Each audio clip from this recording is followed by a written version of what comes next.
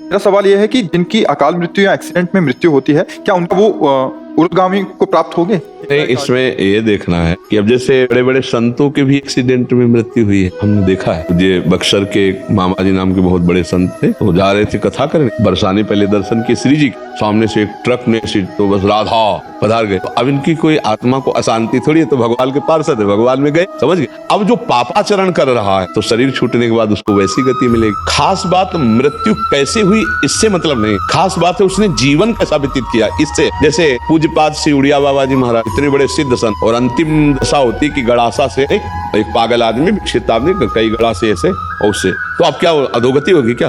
अरे वो तो जीते जी ब्रह्म पद प्राप्त महापुरुष है, समझ रहे ना।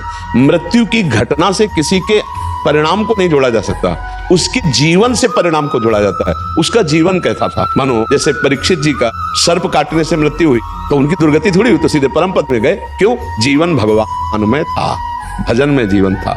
अब जैसे कोई बहुत पापात्मा पाप कर्म कर रहा है तो देखा गया कोई कष्ट नहीं, बहुत आराम से मृत्यु हो गई, बहुत आराम से मृत्यु। हमने देखा है कि कोई बीमार नहीं रहे, वैसे दिल फेल हुआ 2 मिनट में चले गए। एक आदमी पाप करता है जो काम नहीं होता, खूब चौड़ी छाती करके खूब घूम रहा है। एक आदमी बड़े धर्म से भजन कर रहा है और जीवन उसका बड़ा दुख में देखा गया। अब इसी रहस्य को जानेगा, वो पाप कर्म कर रहा है तो उसके पुण्य खर्चा हो रहे हैं, सिद्धांत है। अब जब पूर्व पाप और ये पाप जुड़ेगा तो उसकी दुर्गति हो जाएगी। अब इनका अंतिम जन्म है तो इनके जितने पापों से भुगता दिए जाते हैं। अंतिम परिणाम जाना जाता है जीवन की धारा से, तुम्हारी जीवन की धारा कैसी रही। अब जैसे एक आदमी है अचानक बैठा हुआ है, दीवार गिरी, मर गया, उसे आप अकाल मृत्यु कहेंगे, लेकिन अब उसने जीवन कैसा व्यतीत किया। अगर जीवन भजन में व्यतीत किया तो भगवान को प्राप्त होगा, और जीवन गंदा व्यतीत किया है तो उसके गंदे आचरणों के कारण उसका जीवन का परिणाम।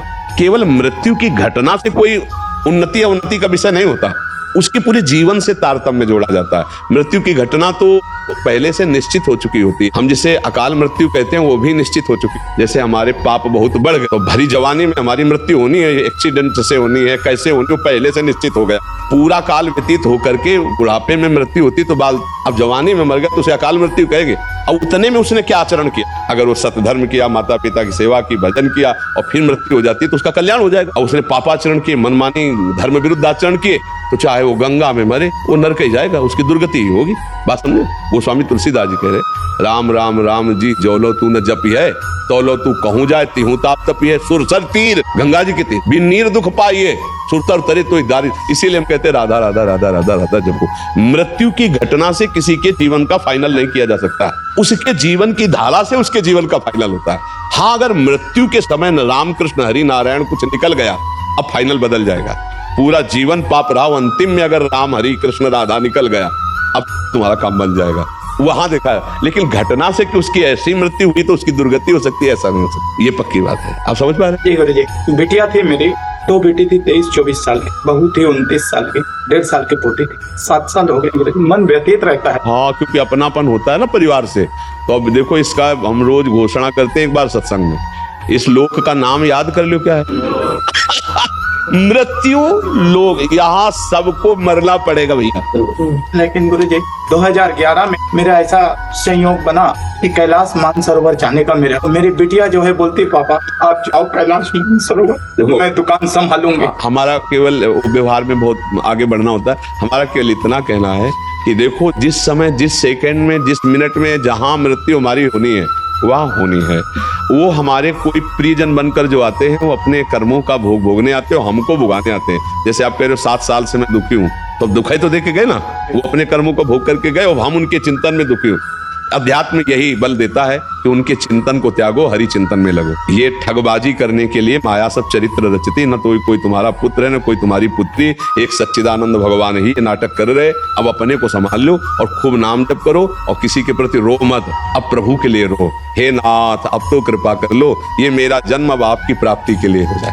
हाँ, कोई तुम्हारा नहीं। देखो, हम एक तुमको कथा सुनाते हैं। एक चित्रकेतु नाम के राजा, भागवत में कथा आती है। चित्रकेतु नाम के राजा थे, उनकी बहुत सी रानियां थी और एक भी पुत्र नहीं थे, तो वो बहुत उदास रहते थे। तो देवर्षि नारद जी और अंगिरा जी, भागवत की कथा है, देवर्षि नारद जी अंगिरा जी गए, उनको समझाने ही गए थे कि तुम धर्मात्मा राजा हो, उदास मत हो पुत्र के लिए। तो उन्होंने जाकर के जब समझाने की कोशिश की तो उन्होंने कहा, हमको इस समय ज्ञान नहीं, हमें पुत्र चाहिए, यदि हम पर कृपा करने आए हो तो हमें पुत्र दो। तो उनका पुत्र तो सुख तो तुम्हारे भाग्य में है नहीं, पर तुम हठ कर रहे हो तो मैं तुम्हें पुत्र देता हूं, पर हर्ष और शोक दोनों की प्राप्ति होगी।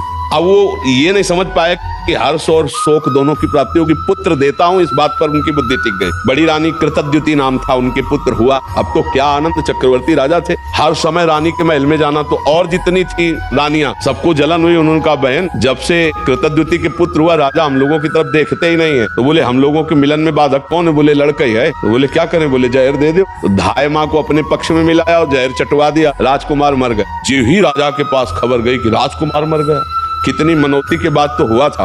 अब वो रोते बिलखते आए, बहुत पैर पकड़ करके माथा बार बार जमीन में पटकने लगे। जब कोई धर्मात्मा दुखी होता है तो उसे संत संग दे दिया जाता है। जैसे आप आए हो ना, तो भगवान की कृपा से संग मिला है। जी गुरुदेव। अब मोहि भा भरोसा हनुमंता, बिन हरि कृपा मिले नहीं संता। तो दुख का निवारण इससे। तो अंगिरा जी, देवर्षि नारद जी पुनः आ गए और कहा राजन, मैं तुम्हें यही बताया था कि हर्ष और शोक की प्राप्ति हुई। हर्ष हुआ, पुत्र हुआ।